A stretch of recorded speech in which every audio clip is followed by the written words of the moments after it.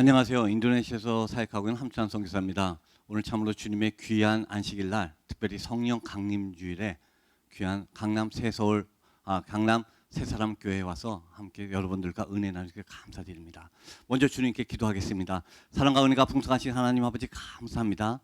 주님의 귀한 백성들을 한자리에 모시고 주님께 예배 드릴 수 있도록 인도해 주니 감사합니다. 오늘 드려지는 예배가 주님 기뻐하시는 예배가 되게 해주셨고, 우리가 그냥 왔다 그냥 가는 시간이 아니라 주님 깊숙이 우리 심령 가운데 임재하시는 시간이 되도록 이끌어 주시옵소서.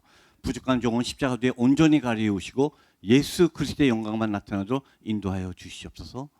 예수님 이름 받들어 기도드립나이다. 아멘. 사실 저희가 어느 곳에 있든지 하나님은 우리에게 은혜를 주기 원하십니다. 아니, 은혜를 주십니다. 왜요? 임마누엘의 하나님이시기 때문에. 어느 곳에 어떠한 모습이 있든 간에 주님은 우리에게 은혜를 주시기 원하십니다. 그런데 그거를 저희는 보통 이렇게 얘기합니다. 보통적인 은혜라고 얘기할 수가 있습니다. 그런데 특별한 시간, 특별한 장소에 주님이 깊숙이 임재하셔서 우리 심령을 만지시고 싶을 때가 있으십니다. 바로 특별 은혜를 주시기 원하실 때 주님께서 그렇게 하십니다. 오늘 이 시간 여러분 주님의 특별한 임재를 저와 함께 나누시는 그런 특별한 시간이 되시길 간절히 바랍니다.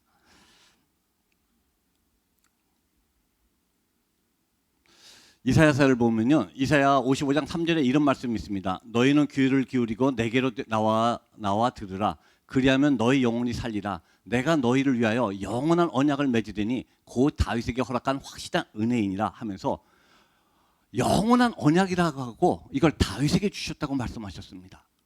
이사야서에서 아주 강조를 하시면서 다윗에게 아주 영원한 언약을 주셨다고 말씀하셨습니다. 그럼 과연 다윗에게 주신 영원한 언약이 무엇일까요? 바로 오늘 읽은 사무엘하 7장 13절부터 16절에 있는 말씀입니다. 그런데 사실 성경을 보시면요, 하나님은 우리에게 두 번의 언약을 주셨습니다. 축복의 언약을 두 번이나 주셨습니다. 첫 번째 주신 언약은 시내산 언약입니다. 시내산 언약은 모세가 시내산에서 기도할 때 하나님이 모세를 통해서 하나님이 모세에게 축복의 언약을 주셨습니다. 너희 이스라엘 백성을 내가 내 민족으로 삼고 내가 지켜주리라, 내가 너를 지키리라 하면서 축복의 언약을 모세에게 주셨습니다. 이게 첫 번째 받은 축복의 언약입니다. 그런데 이 첫 번째 축복의 언약에는 하나님이 우리를 축복해 주시겠다고 약속을 하셨는데 조건이 붙습니다. 내가 너를 축복하고 내가 너를 지키고 내가 너를 형통하게 하리라. 만일 내가 뭐뭐 하면, 만이란 말이면서 조건이 붙습니다. 그 말은 무엇입니까? 우리가 하나님의 말을 순종하고 하나님의 법규를 다 지키면은 하나님이 축복해 주시고, 하지만 너희가 내 말을 순종하지 않으면 이러이러한 저주를 주리라고 또 말씀도 하셨습니다. 여러분 나중에 민수기나 레위기를 보시면 하나님의 축복을 보면 세 장에 걸쳐 축복을 주셨는데 저주의 말씀은 6장이나 걸쳐 있는 걸 보게 됩니다. 하나님의 말씀을 우리가 순종할 때 받을 축복의 말씀은 3장이지만 너희가 만약 내 말을 순종하지 않으면 이러이러한 벌을 받으라고 저주의 말씀도 있습니다. 이 말씀은 무엇입니까? 하나님은 우리에게 축복의 언약을 주셨는데 이 언약은 깨질 수 있는 언약입니다. 누가? 우리가 인간이 하나님의 말씀을 따르지 않을 때, 우리가 하나님의 말씀을 순종하지 않을 때 언제든지 깨질 수 있는 언약이었습니다. 마치 신랑과 신부의 관계라 그럴까요? 신랑과 신부가 사랑할 때는 막 하나가 됐지만 서로가 사이가 나빠지면 이혼할 수 있는 경우도 생기는 것처럼 깨질 수 있는 언약, 축복의 언약은 언약인데 깨질 수 있는 언약이 바로 모세가 받은 하나님의 첫 번째 축복의 언약이었습니다.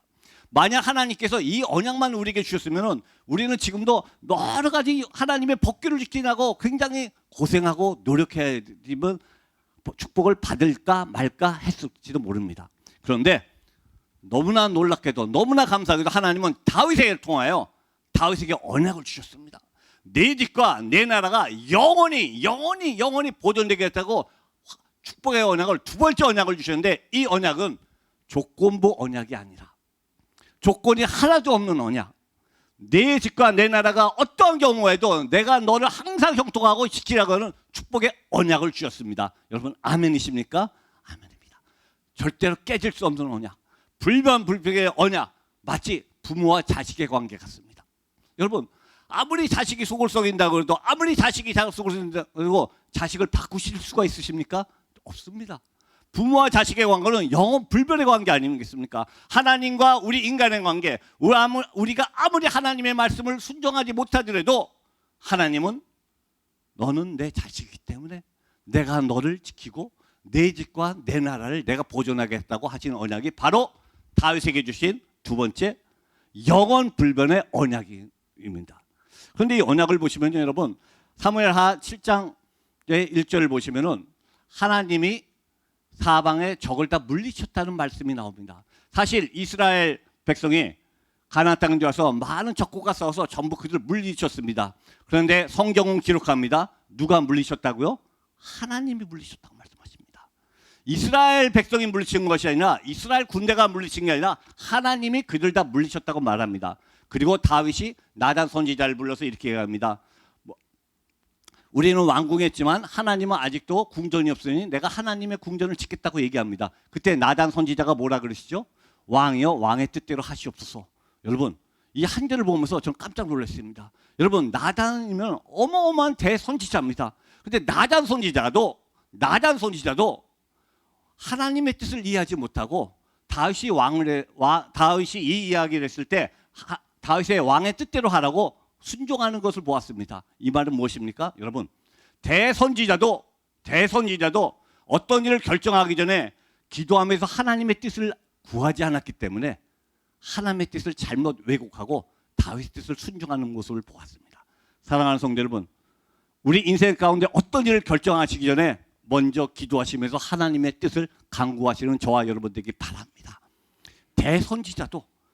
대선지자도 하나님이 기도하지 않고 바로 다윗 왕을 들을 때 하나님의 뜻을 구한 것이 아니라 왕의 뜻대로 하시옵소서. 하나님의 뜻과 정반대의 얘기를 구한 것을 보았습니다. 그런데 놀랍게도 하나님은 나단 선지자에게 다윗에게 이렇게 얘기를 합니다.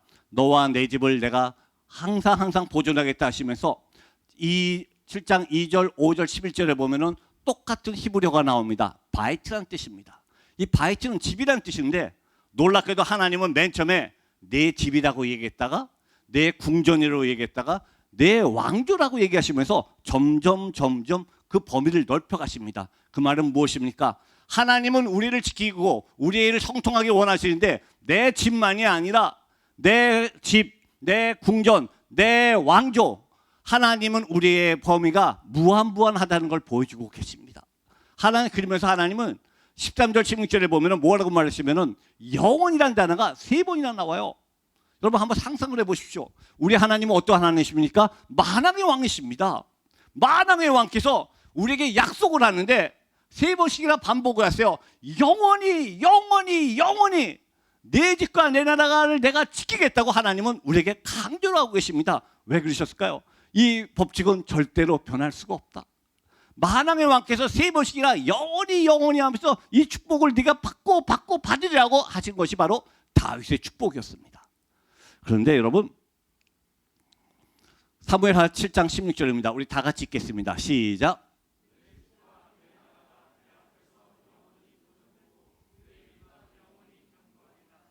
그리고 성경에 똑같은 것을 역대상 역대하에 다시 한번 기록을 하는데 역대상 17장 14절에 똑같은 말씀이 나옵니다. 우리 읽겠습니다. 시작.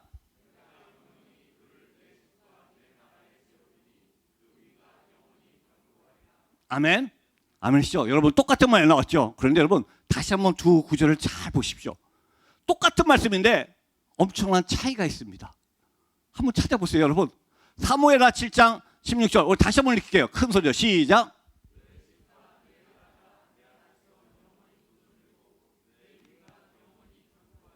자, 역대상 17장 14절입니다. 큰 소리로 읽겠습니다. 시작.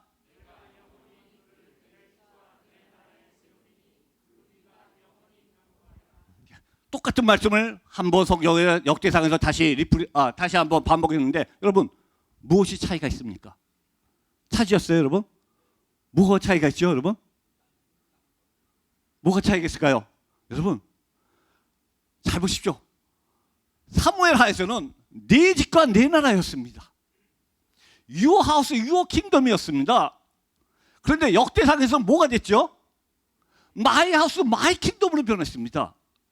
왜 성경에 똑같은 게 성경에서는 내 집과 내 나라라고 얘기했는데 왜 역대상에서는 내 집과 내 나라로 바뀌었을까요?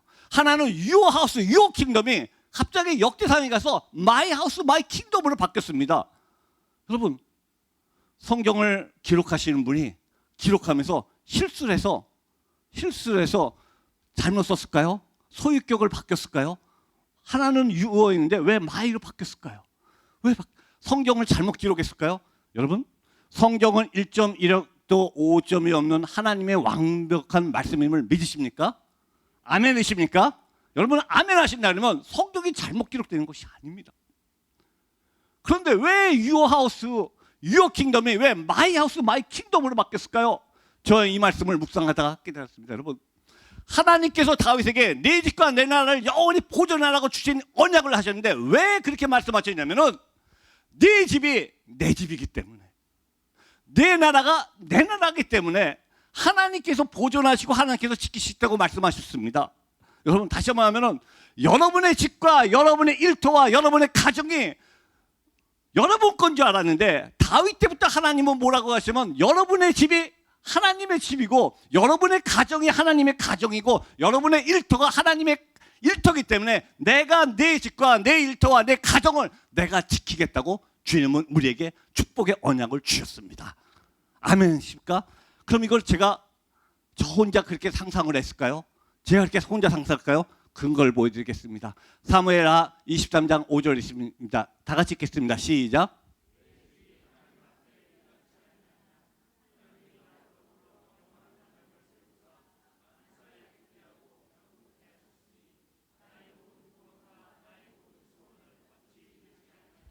다윗이 임종하기 전에 유언을 하면서 나가는 말입니다.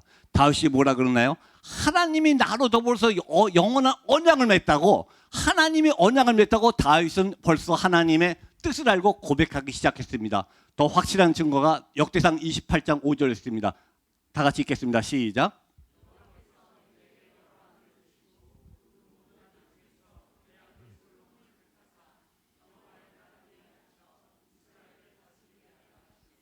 여러분, 다윗이 고백했는데 자기 아들 중에 솔로몬을 왕으로 택했는데 이 솔로몬이 어느 나라의 왕이 됐다고 고백합니까?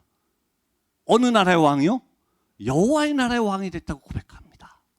놀랍게도 다윗은 솔로몬이 이스라엘의 왕이 됐다고 고백하는 게 아니라 여호와의 나라의 왕이 됐다고 고백을 합니다. 이 말씀 무엇입니까? 다윗은 하나님께서 내 집과 내 나라를 내가 지키겠다고 말씀하셨을 때 바로 내 집과 내 나라, 유어 하우스, 유어 킹덤이 다윗의 집과 다윗의 나라가 하나님의 집과 하나님의 나라이기 때문에 하나님께서 지키겠다는 것을 깨닫기 시작했습니다.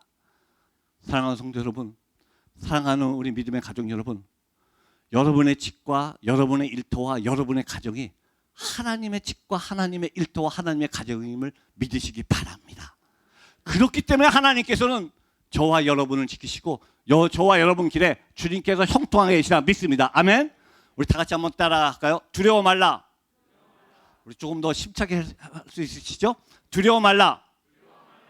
내가 너를 구속하였고 내가 너를 지명하여 불렀나니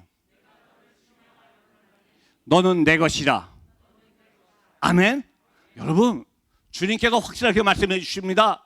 주님께서 우리를 구속하시고 우리 죄를 다 갚아 주셨고, 저는 여러분의 성함을 잘 기억하지 못합니다. 여러분의 성함을 알지 못합니다. 그런데 놀랍게도 내가 너를 지명하여 불렀다 그러십니다. 만왕왕이신 그분께서 여러분 이름을 한 명 한 명 불러가면서 지명하여 불렀다 그러면서 너는 내 것이라고 말씀하고 계십니다. 왜? 여러분이 하나님의 나라고 하나님의 것이기 때문이라 믿습니다. 저는 잠시 제가 사역하고 있던 인도네시아에 대해서 잠시 말씀드리겠습니다. 제가 사역하고 있는 인도네시아 숨바섬은 여러분이 저번에도 한번 말씀드렸는데 이와 같이 죽어있는 땅이었습니다. 아무 쓸모없는 땅이었습니다. 자동차가 들어가지 못해서 걸어서 왕복 7시간을 걸어 다녀야 되는 7시간을 걸어서 마을을 찾아다니는 이런 땅이었습니다. 그런데 이 죽어있는 땅도 하나님의 나라였습니다. 하나님이 통치하시는 나라였습니다. 이곳에는 정령신앙에 있는 모든 사람이 살고 있었는데 저희가 맨 처음에 숨바섬에 들어가서 한 마을을 방문했을 때 한 집에 시신을 4구씩이나 이렇게 모시고 있습니다. 시신도 하루 이틀 된 것이 아니라 11년, 6년, 5년, 3년 된 시신을 모시다 놓고 이들에게 밥을 주면서 공약을 하고 있는 마을들이었습니다. 아직 복음에 들어가지 못한 마을, 한 번도 하나님의 말씀을 들어보지 못한 마을이었지만 이것도 하나님의 나라이기 때문에 하나님께서 일하기 시작하셨습니다. 한 마을을 또 지나갔습니다. 그 마을에 마침 장례식이 있었는데 장례식 중간에 살아있는 말을 붙잡아 오더라고요. 이 말을 붙잡아서 사방에서 붙잡고 큰 칼로 난도질해서 죽입니다. 말이 쓰러졌더니 쓰러진 말 심장을 꺼내서 죽은 사람 관 위에 갖다 놓습니다. 그래서 제가 물어봤습니다. 왜 이런 일을 하십니까? 그분들이 이렇게 대답합니다. 죽은 영혼 혼자 저승길을 가려면 얼마나 외롭겠습니까? 동물을 죽여서 저승길 갈 때 동물들이 친구를 해주기 위해서 동물을 죽인다는 거예요.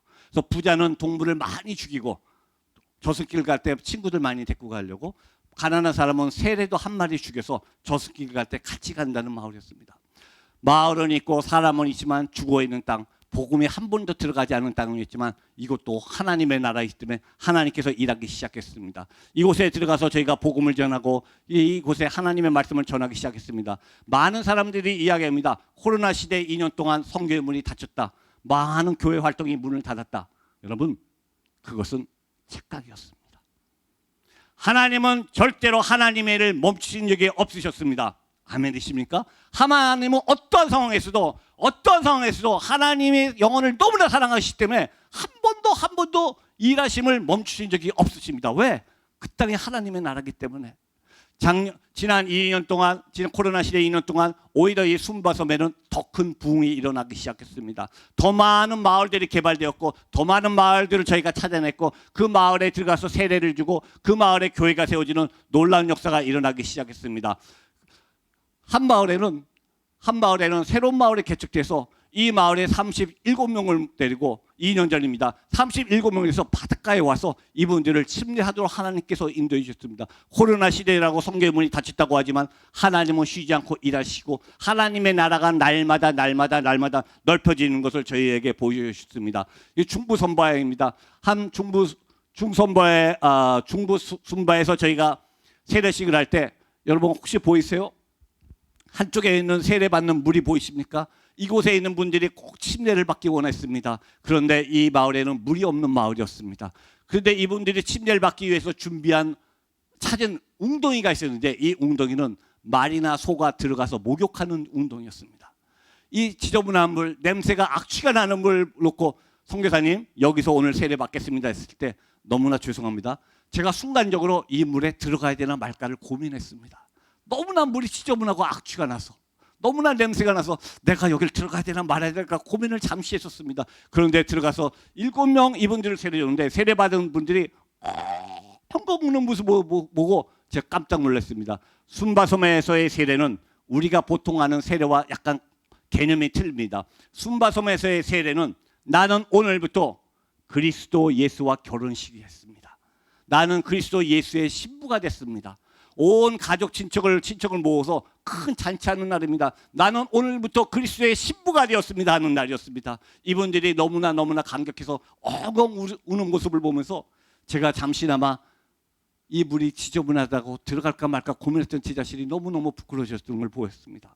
끊임없이 다니면서 하나님은 이들에게 새로운 마을을 개척하시고 코로나 시대에도 많은 마을에 다니면서 개척을 하면서 일을 하게 해주셨습니다.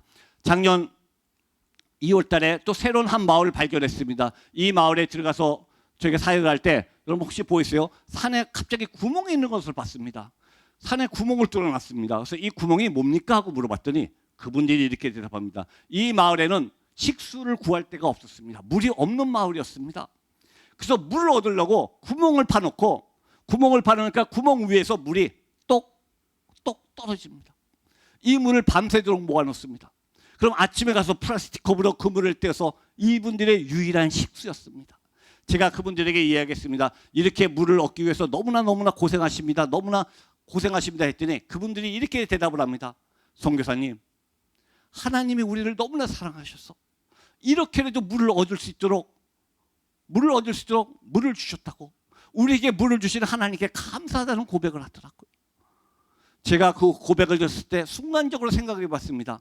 만일 내가 이런 상황이면 정말 주님 앞에 감사할 수 있을까? 이렇게 똑똑 떨어지는 물을 밤새도록 기다려서 물 한 컵 얻는 것 같고 그 물을 하나님 앞에 감사할 수 있을까 하는 마음이 들더라고요. 사랑하는 성도 여러분, 때때로 우리는 너무나 많은 것을 가지고 있어서 너무나 풍족해서 진정으로 주님 앞에 드려야 될 감사를 놓칠 때가 너무나 많다는 것을 깨달았습니다. 범사에 감사하시고 작은 거에 감사할 수 있는 그런 마음을 가지시는 저와 여러분들에게 바랍니다. 이 마을에 복음이 들어갔고 하나님의 나라가 확장되면서 저희가 교회를 짓기 시작했습니다. 근데 작년 9월에 저희 아내와 이 마을을 들어갔더니 교회 건축하던 것이 중단이 됐습니다. 그래서 왜 건축이 중단됐느냐고 물어봤더니 일부 마을 사람들이 와서 우리 마을에 교회를 건축한다고 와서 방해를 하기 시작했습니다. 돌을 집어던지고 사람들을 맞고 때리고 그래서 교회가 건축되다 중단되고 건축되다 중단되고 건축되다 막 반복을 하고 있더라고요. 그래서 작년 9월에 저희가 아는 모든 분들에게 기도 요청을 했습니다. 이 마을을 위해서 특별히 기도해 주십시오. 그리고 작년 12월에 들어갔더니 마을에 이제 지붕까지 올라갔습니다. 교회에 지붕까지 올라가서 첫 번째 성탄 예배를 드릴 때였습니다. 이 마을 첫 번째 성탄 예배를 이렇게 드리고 있는데 제가 설교하고 있는데 갑자기 이 마을에서 가장 교회 건축을 방해하는 주동자, 가장 적극적으로 교회 건축을 방해하는 사람이 뚜벅뚜벅 교회를 걸어 누르기 시작했습니다. 제가 설교하다 깜짝 놀랐습니다. 그리고 앉아있는 마을 주민들도 깜짝 놀란 거예요. 이 사람이 왜 와서 무슨 해코지 하려고 들어왔지? 이거 어떡하나? 이런 마음이었습니다. 나중에 제가 이 사람한테 물어봤습니다. 우리가 초청도 하지 않았는데 왜 교회에 왔냐고. 이분이 이렇게 대답하시더라고요. 도대체 기독교인들이 왜, 뭐 때문에 그렇게 방해하는데도 이 건물을 완성하려고 그러는지 그게 궁금했답니다. 이 안에서 조금 나쁜 말로 하면 이 안에서 무슨 짓들을 하려고 이 건물을 그렇게 했는지 그게 궁금해서 뭐 하는지 구경하러 온 거였습니다. 그런데 놀랍게도 그날 첫 번째 성탄 예배를 드리는 가운데 하나님께서 이분 마음을 만지셨습니다. 이분 마음을 만지셨습니다. 예배가 끝났더니 이분이 뚜벅뚜벅 울면서 강대상 앞으로 나오더니 성도들에게 이렇게 얘기합니다. 지금부터 누구든지 이 교회 건축을 방해하는 사람은 나와 내 가족이랑 싸우겠다는 얘기를 알겠습니다. 누구든지 교회 건축을 방해하면 나와 내 가족을 적으로 알겠다고 싸우겠다는 말로 알겠습니다. 막 눈물을 흘리면서 고백하시더라고요. 그리고 제 손을 꼭 붙잡고 아직 예배란 단어를 모르시니까 선교사님 이 안에서 하는 행사가 이렇게 아름다운 거였거든요. 너무나 이 아름다운 행사가 너무나 좋았습니다. 여러분, 하나님께서 하나님의 나라를 하나님의 일을 멈추지 않고 지금도 일하고 계심을 믿으시기 바랍니다. 우리가 하는 일, 내가 하는 일이 아닙니다. 여러분, 전에는 내가 하는 일이었지만 하나님은 다윗을 통해서 네가 하는 일이 바로 내가 하는 일이다. 내가 있는 곳이 바로 내가 있는 곳이라고 하나님은 우리에게 축복을 주셨습니다. 확실한 언약을 주셨습니다. 또 한 군데 마을을 제가 소개시켜 주겠습니다. 작년 4월에 인도네시아 제가 생각하는 순바섬에 큰 재난이 일어났습니다. 폭우 태풍으로 막 마을이 침몰되고 산사태가 일어나서 마을이 전멸되고 막 다리가 떠내려가고 난리가 났었습니다. 그때 제가 건축하는 교회 중에 6개 교회가 완전히 무너졌습니다. 그래서 이 교회를 복구하기 위해서 막 열심히 노력할 때 갑자기 한국에서 잘 알고 친한 청라에 계신 한 젊은 집사님이 젊은 가정이 전화가 왔습니다. 저한테. 이 젊은 부부인데 이 젊은 부부는 자녀가 4명이나 있어요. 4명이나 있으면 얼마나 가정적으로 쓸 일이 많겠습니까? 근데 젊은 남자 집사님이 저한테 전화가 와서 선교사님 제가 순바섬에 교회 하나 봉헌하고 싶습니다. 교회 하나 건축해 주세요 이래요. 그래서 제가 이렇게 얘기했어요. 집사님 너무나 감사합니다. 지금 안 그래도 교회가 6개가 붕괴돼서 이게 복구하는데 너무나 많은 자금이 들어가요. 너무나 감사합니다. 그랬더니 이분이 저한테 아니 선교사님 저는 그게 아니라 새로운 교회를 좀 하나 해주세요 이렇게 말씀하시더라고요. 근데 사실 그때 새로운 교회를 찾을 여력도 없었고 새로운 교회 할 장소도 없었고 그쪽에 신경 쓸 힘이 전혀 없이 이쪽 복구하는 데만 막 전력을 할 텐데 이분이 그렇게 얘기하십니다. 그래서 제가 다시 얘기했습니다. 아 집사님 그게 아니라 지금 우리 6개 복구하는 게 너무 급해요. 먼저 이거 할게요. 그랬더니 딴 때 같으면 선교사님 편하신 대로 하십시오 이렇게 하실 분이 고집을 부리시면서 아니요 저는 새로운 교회를 해달라는 겁니다. 그래서 제가 전화하면서 솔직하게 좀 섭섭했습니다. 아니 이분은 이렇게 고집을 부리지 이쪽에 급하대는데. 그런데 전화를 끊고 제가 이렇게 마음을 먹었습니다. 아 이번에 이 후원은 받으면 안 되겠다. 지금 할 여력이 없으니까 이건 아니고 나중에 내년이고 한 1년 후에 혹시 이러면 연락하겠다고 잊어버렸습니다. 그리고 순바성 가서 막 사역을 하는 가운데 한 마을을 들어갔습니다. 한 마을에 가서 사역하고 나올 때 현지 목사님이 저한테 옆에 오다고 오더니 이런 얘기를 해요. 미스터함, 사실 내가 2년 전에 여기서 15km 떨어진 마을에 새로운 마을을 개척했습니다. 그런데 그 마을에 교회가 필요해요. 이 말을 딱 듣는 순간 갑자기 머리가 띵 하면서 그 집사님 전화가 생각납니다. 그래서 제가 그 목사님을 모시고 목사님 거기를 좀 가봅시다. 그래서 같이 갔습니다. 갔더니 교회가 한 마을이 있는데 외딴 곳에 마을이 있는데 교회도 아직 없고 아주 횡령한 곳이었습니다. 그런데 가정교회가 시작됐고 가정교회 장로님 되시는 분이 자기 땅을 놓고 그 땅에서 2년 동안을 기도하고 계셨습니다. 하나님, 우리 마을에 교회 하나만 건축하게 해주세요. 우리 마을에 교회가 건축되게 해주세요. 2년 동안 기도하고 계셨다는 것입니다. 제가 그 장로님의 고백을 듣고 장로님을 껴안고 머물면서 회개했습니다. 사랑하는 성도 여러분, 저는 왜 이게 안 된다 그랬죠? 제가 알고 있는 한 이건 안 되는 일이었기 때문에 하나님의 일을 제가 먼저 이해하려고 그랬습니다. 하나님의 일을 제가 나름대로 제한을 시켰습니다. 이거는 되는 거, 이거는 안 되는 거. 성령님의 일하시면 제가 자꾸 제한을 했습니다. 그런데 하나님께서는 2년 동안 기도하신 이 장로님의 기도를 들으셨습니다. 장로님 가정의 기도를 들으시고 벌써 재정으로 다 준비해놨는데 막상 목사고 선교사인 저는 하나님의 뜻을 구하지 않고 제 나름대로 판단했기 때문에 이거는 안 되는 일이라고 저는 제쳐놨던 것이죠. 마치 고넬료 가정이 기도했을 때 뜻하지도 않고 베드로 사도를 보내시는 하나님처럼 이분들의 기도를 들으신 거죠. 사랑하는 성도 여러분, 어떤 일을 하실 때, 교회를 하실 때, 집안일을 하실 때, 아니면 선교일을 하실 때, 어떤 일을 하실 때 자꾸 하나님의 일을 여러분의 지식으로, 여러분의 머리로 제한하지 않으시는 저와 여러분들에게 바랍니다. 우리 하나님은 무궁무궁하시는 분인데 그분의 일하심을 여러분의 머리로 먼저 제한하지 마십시오. 여러분의 사고로 먼저 판단하지 마십시오. 하나님의 나라는 무궁무진하신데 그분의 일하심을 여러분이 자꾸 축소하지 않으시는 저와 여러분들에게 바랍니다. 이 집사님께 전화를 드려갖고 이제 교회가 건축되기 시작했습니다. 여러분 사진에 보이세요? 아직 교회가 건축이 요 정도밖에 되지 않았습니다. 벽기 반밖에 올라가지 않았습니다. 그런데 작년 12월입니다. 이 마을 사람들이 다 모여서 선교사님 비록 교회가 완공되지 않았지만 우리 마을 첫 번째 성탄 예배를 함께 드려주세요. 이들과 모여서 허벌판에서 예배 드리는데 하나님의 나라가, 하나님의 임재하심이 느끼심을 스스로 느낄 수가 있었습니다. 작년 9월이었습니다. 서순바에 들어가서 한 마을을 가서 사역하는데 6살 된 카이자라는 아이를 만났습니다. 이 아이는 6살 된 아이인데 6년 동안 한 번도 눈을 감아본 적이 없어요. 눈에 태어날 때부터 기형하기 때문에 평생 눈을 감아본 적이 없습니다. 잘 때도 눈을 감아본 적이 없어서 눈이 너무 아프고 눈에서 막 고름이 흐르고 있는 아이였습니다. 아직 안 믿는 가정이었습니다. 이 아이를 치료하기 위해서 저희가 자카르타에 있는 병원까지 데리고 나왔습니다. 자카르타에 있는 병원에 데리고 나와서 MRI, CT 검사, 초음파 검사 다 검사했더니 병원에서 검사 결과가 나왔는데 의사분이 이렇게 얘기하시더라고요. 미스터함, 미안하지만 이 아이는 의학적으로 시력을 되찾을 확률이 제로입니다. 이미 시력을 다 잃었습니다. 아무런 방법이 없습니다. 그래서 제가 물어봤습니다. 근데 이 아이가 눈이 너무 아파하는데 그럼 어떻게 해야 됩니까? 의사분이 이렇게 얘기하시더라고요. 두 안구를 빼야 됩니다. 두 안구를 다 빼고 눈을 다 봉해야지만 바이러스가 더 들어가지 않아서 아이가 고통에서 벗어날 수 있습니다. 제가 이 수술을 진행하기 위해서 어머니한테 연락을 했습니다. 아이가 이런 상황에서 수술을 하겠습니다 그랬더니 안 믿는 분이신데 그 어머니가 엉엉 울면서 저한테 얘기하더라고요. 미스터, 무슨 말인지 너무나 잘 알겠는데 나는 내 아이가 비록 기능을 잃은 두 안구지만 그래도 없는 것보다는 있는 게 좋겠습니다. 저는 그 수술 절대로 못하겠습니다. 그래서 제가 그랬습니다. 아니 이 아이가 눈이 이렇게 아파서 하는데 그럼 어떡합니까 했더니 안 믿으시는 분이 아직 교회도 안 나오시고 복음 못 들은 분이 뭐라 그러냐면 그 대신 미스터 당신이 믿는 예수 그리스도한테 기도 좀 해주세요. 그래서 그 예수 그리스도가 이 아이를 고치게 해주세요. 여러분 안 믿는 분이 예수 그리스도가 이 아이를 고치게 해달라는 그 말을 딱 듣는 순간 하나님께서는 다른 방법으로 이 가정을 만지시기 원하시는구나.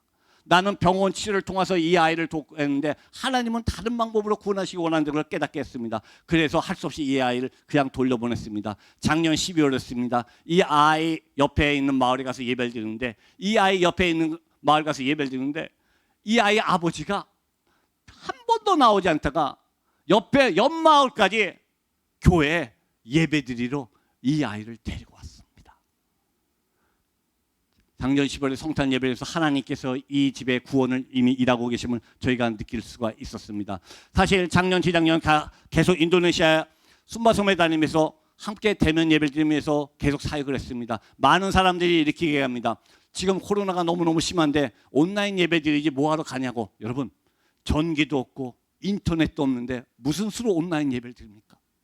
전기가 없고 온라인 인터넷이 없는 마을인데 무슨 수로 온라인 예배를 드립니까? 아무리 코로나가 심해도 다 뚫고 들어가서 예배를 드리기 시작했습니다.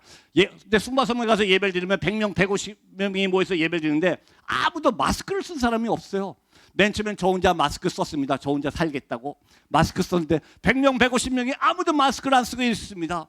매 2, 3일 됐을 때 도저히 혼자서 마스크를 못 쓰고 있겠더라고요. 그래서 마스크를 풀었습니다. 같이 예배를 드리는데 그때 어떤 마음이냐면 기쁨이 있는 것이 아니라 마음에 두려움이 생기기 시작했습니다. 아, 이러다 나 코로나 걸리면 어떡하지? 이러다 걸리면 어떡하지? 오늘 괜찮았을까? 내일은 또 어떡하지? 이런 두려운 마음이 있었습니다. 그런데 3일쯤 됐을 때 새벽에 기도하는데 뜻하지도 않게 하나님께서 평상시에 잘 읽지도 않던 이사야 12장 3절 말씀을 주셨습니다. 12장 3절에 이런 말씀이 있더라고. 그러므로 너희가 오늘도 기쁨으로 구원의 우물들에서 물을 기르리로다. 여러분, 이사야 12장 3절에 그러므로 너희가 오늘도 기쁨으로 구원의 우물들에서 물을 기르리로다 하는 말씀을 주셨습니다. 기도를 마치고 성경을 찾아서만 읽기 시작했습니다. 12장 2절에 이런 말씀이 있더라고요. 여호와는 나의 찬송이요 나의 방패요 나의 구원이시니 내가 그를 의지하고 나아갑니다. 그랬더니 3절에 그러므로 너희가 오늘도 기쁨으로 구원의 우물들에서 물을 기르다. 무슨 말씀이십니까? 아직 코로나 시대고 많은 어려움이 있지만 내가 주님을 의지하고 나갈 때 주님께서 오늘도 구원하시고자 싶은 영혼들을 모아놓으셨습니다. 구원의 우물들을 준비해 놓으셨습니다. 저와 여러분을 통해서 구원의 우물들에서 물을 기르리로다. 그 영혼들을 추수하게 된다는 말씀을 주셨습니다.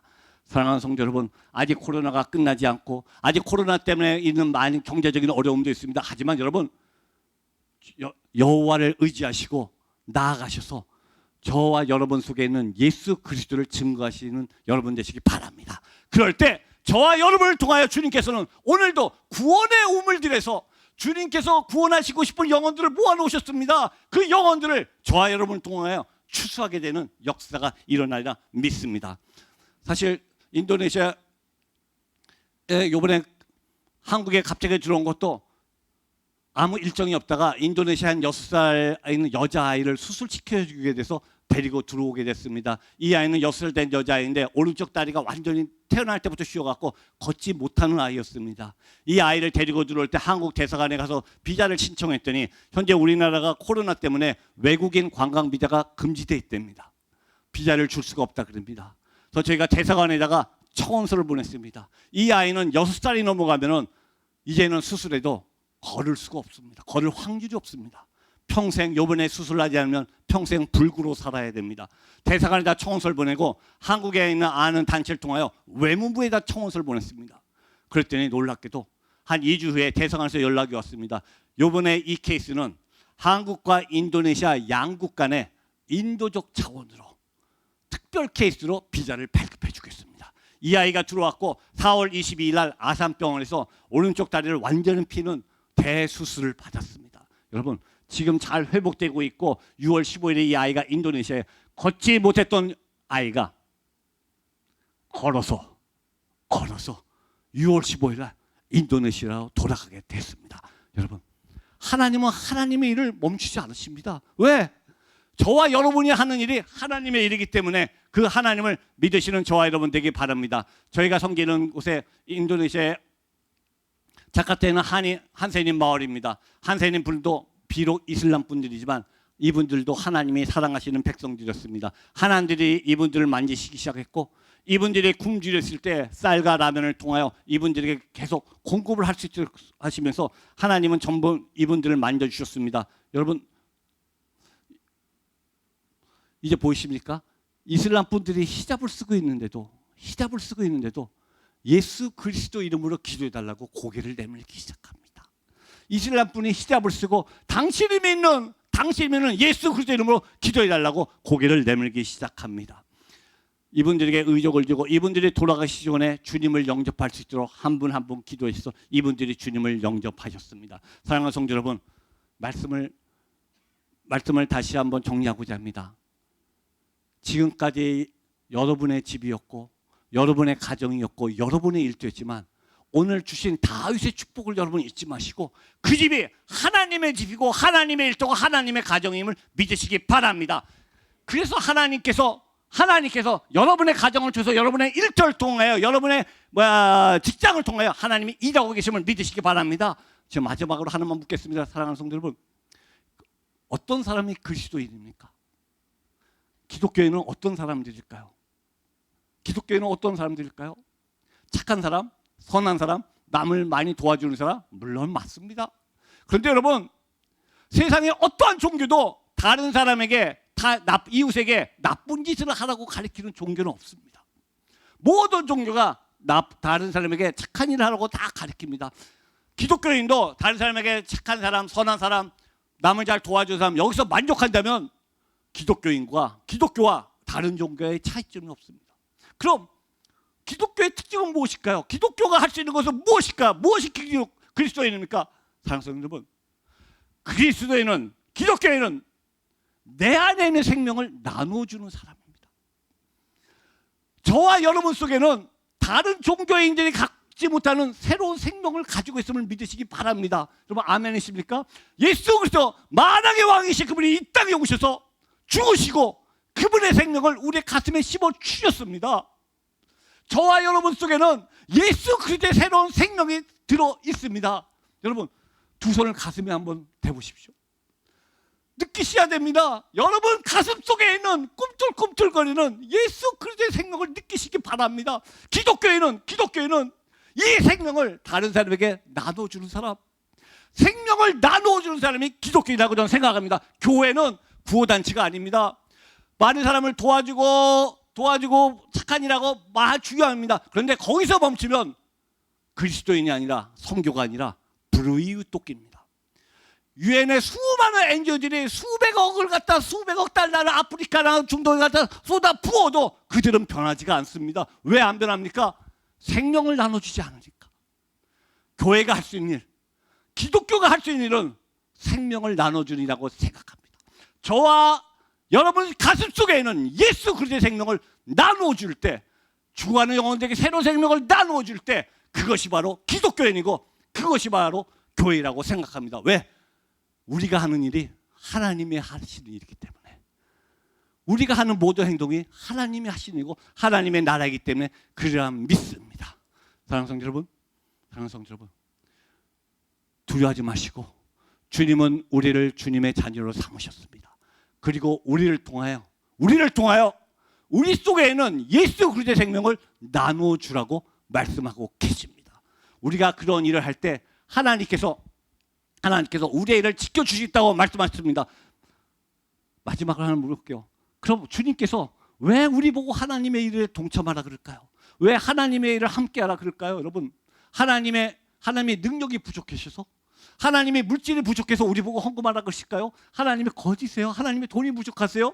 물질이 부족하세요? 능력이 부족하세요? 우리 하나님은 어떤 하나님입니까? 하나님의 왕이시고 말씀으로 천지를 만드신 분입니다. 아멘이십니까? 말씀으로 이 천지를 만드신 분이 바로 우리 주님이십니다. 그분이 힘이 부족해서 우리 보고 하나님의 일을 자꾸 하라 그럴까요?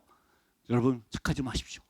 하나님 홀로 모든 일을 하실 수가 있습니다. 그리고 그분 홀로 영광과 찬송을 받으시기에 마땅하신 분입니다. 그런데 이사야서에 뭐라고 나와 있으면은 저와 여러분을 통해서 부르고 계십니다. 사랑하는 나의 아들 딸들아, 나와 함께 찬송을 받자꾸나, 나와 함께 영광을 받자꾸나. 여러분 한번 상상을 해보십시오.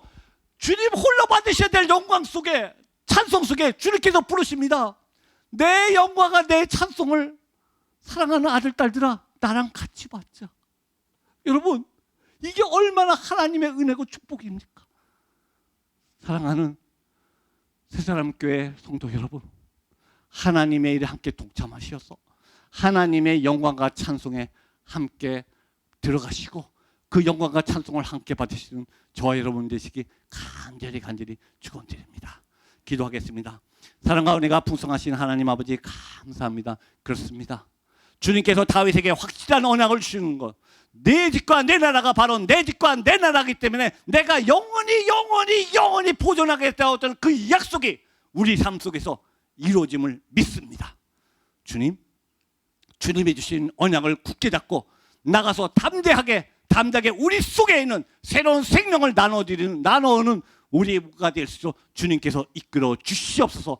특별히 우리 강남 새사랑교회를 주님 축복하여 주셨고 이 제단을 축복해 주셔서 이 제단을 통하여 죽어가는 영혼들에게, 실족된 영혼들에게 예수 그리스도 생수의 강들이 범람할 수 있도록 주님 축복하여 주시옵소서. 예수 그리스도 이름 받도록 간절히 기도드립니다. 아멘.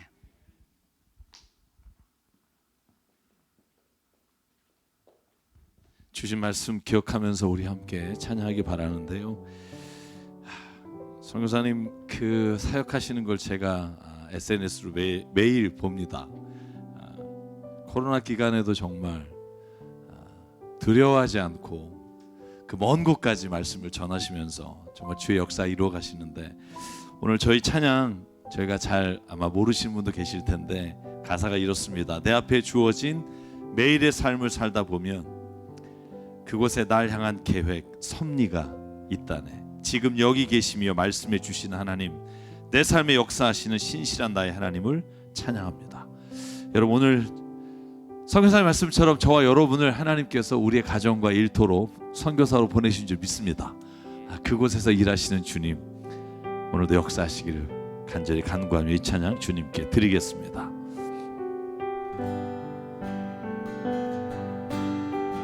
내 앞에 주어진 매일의 삶을 살다가 보면 그곳에 날 향한 계획, 섭리가 있다네. 매 순간 나에게 요구하시는 작은 믿음들, 그곳에 날 향한 계획, 섭리가 있다네. 지금 여기 계시며 말씀해 주시는 하나님, 내 삶에 역사하시는 신실한 나의 하나님을 찬양해. 우리 일어나서 한 번 더 주님께 찬양할게요. 내 앞에 주어진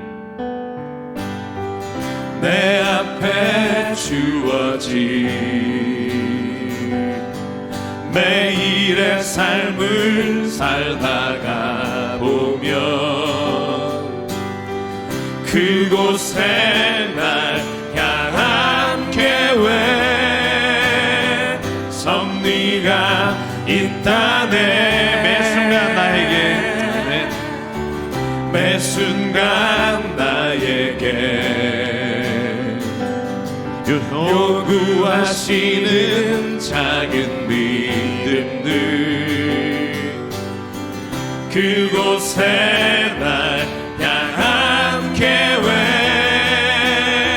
섭리가 있다네. 지금 여기 계시며, 지금 여기 계시며 말씀해 주시는 하나님,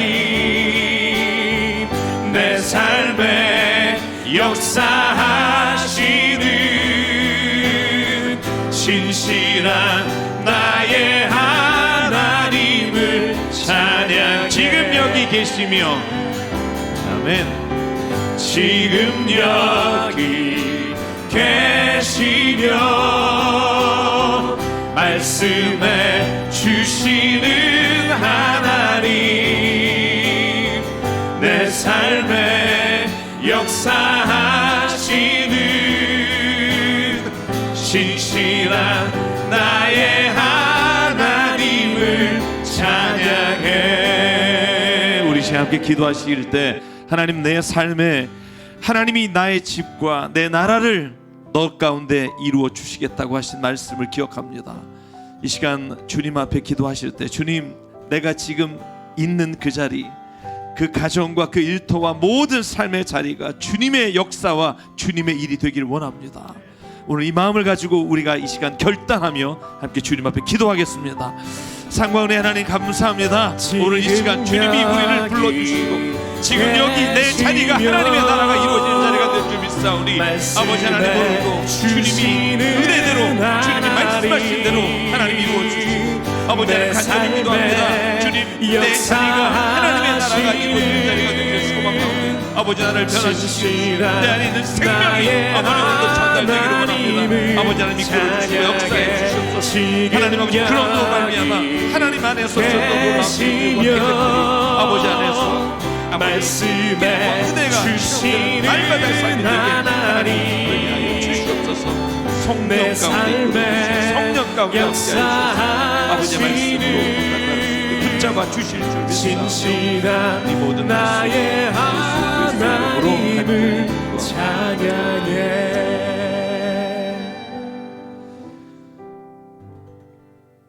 사랑의 하나님 감사합니다. 오늘도 이 시간 주님 앞에 나와 주님의 자녀로 주님의 생명을 가진 자로 세상을 살게 하시니 감사합니다. 우리 안에 있는 생명을 하나님 누군가에게 전할 때 죽은 자가 일어나게 하시고 하나님 마음의 심령의 절망 가운데 있던 자가 소망을 보게 하여 주시고 하나님 주님 안에서 아무런 계획과 모든 낭만 가운데 있던 자가 다시 삶의 희망을 갖는 놀라운 역사가 하나님 우리를 통해 일어나게 도와 주시옵소서. 하나님 이 시간 저희들의 생명과 시간과 달란트와 모든 물질이 주님의 것으로 알아 이 시간 주님께 드립니다. 하나님 이 예물이 사용되는 곳마다 하나님의 역사를 이루어 주시옵소서. 이제는 우리 주 예수 그리스도의 은혜와 하나님 아버지의 무한하신 사랑과 성령님의 감동, 감화, 충만 교통, 위로하심이 오늘 이 시간 지금 여기에서 우리의 각자의 삶을 통해서 하나님의 나라와 뜻을 이루어 가시는 그 놀라운 일들을 이루어갈 한 사람 한 사람 위에, 그리고 그 가정과 일터 위에, 주님 세우신 새사람교회 위에 지금부터 영원토록 함께 하시기를 간절히 축원하옵나이다. 아멘.